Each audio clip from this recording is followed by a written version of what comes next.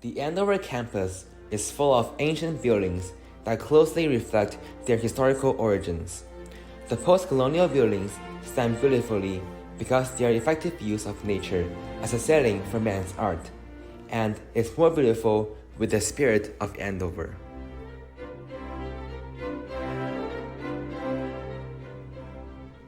The Cochran Chapel, masterpiece of Thomas Cochran himself, is now more of a gathering place than a religious place than what it was before.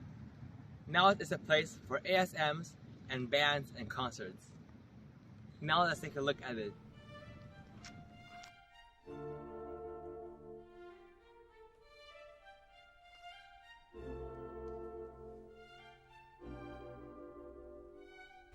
The Cochran Chapel design proved to be one of the finest Georgian post-colonial structures in New England. Red brick trimmed with white Indiana limestone, the steeple is made of pine wood, covered on the tumble section with soft copper. The window panes are known as English antique glass. 12 pillars, 6 on each side, supported the ceiling, and 12 round copper lamps hung in between the pillars, reminiscing the late 17th century Baroque style. The deep, rich and dark oak gives a gentle glow, and the interior of the chapel creates a solemn atmosphere. Fitting over 1,000 people, the chapel marked the first time that the academy could fit all students and staff into one location. It is a place of special significance that condenses the spirit of the academy.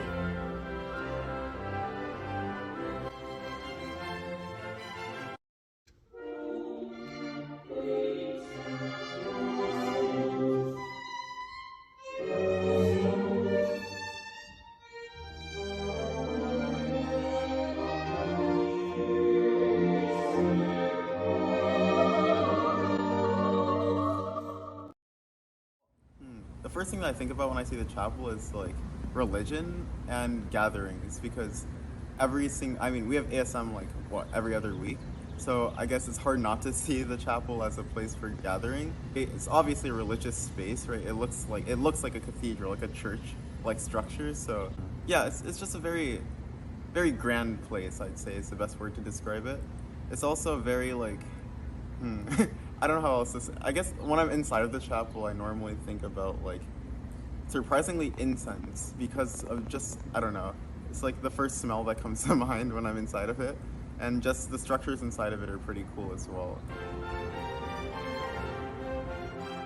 The Cochran Chapel acknowledged the school's history.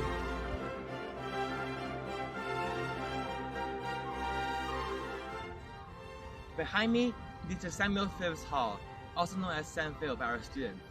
This is a very historical building, as the clock tower is finished by Cochran himself.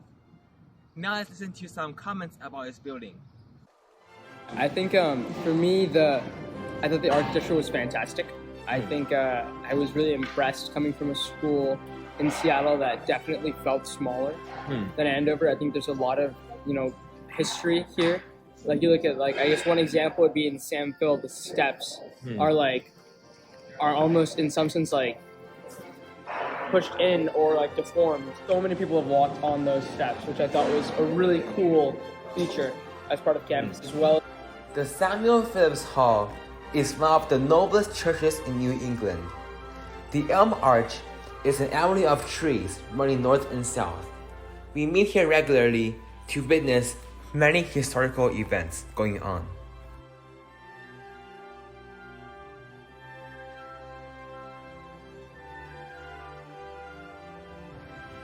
This is the backside of our library, or the backside of now. And then let's take a look at the library.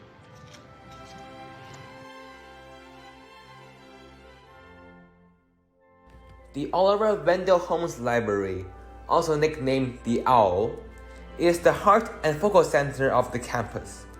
Its attractive Georgian colonial exterior with stately pillared portico resting under the shadow of the Elm Arch invites all who passes to enter. So the outside of the owl doesn't seem too new to me, but once I step inside of it is when the newness really pops out. But it's kind of interesting because as you walk to, obviously the makerspace and I guess the front half of the first floor seem pretty new, but as you walk back towards Silent and the Duel Room, it seems very old. But it seems like, I don't know, I prefer the oldness. It's a very cool, like, Harry Potter-esque, like, there are a lot of structures that I guess remind me of just old times in those two rooms, but I think it's just kind of funny how it's very different from the rest of the library. It's pretty cool. The buildings in themselves are beautiful, but they are more beautiful because of their adjustment to the gorgeous sunshine. The essential spirit of a great school has usually been derived from the deeds and words of people who have been a part of it.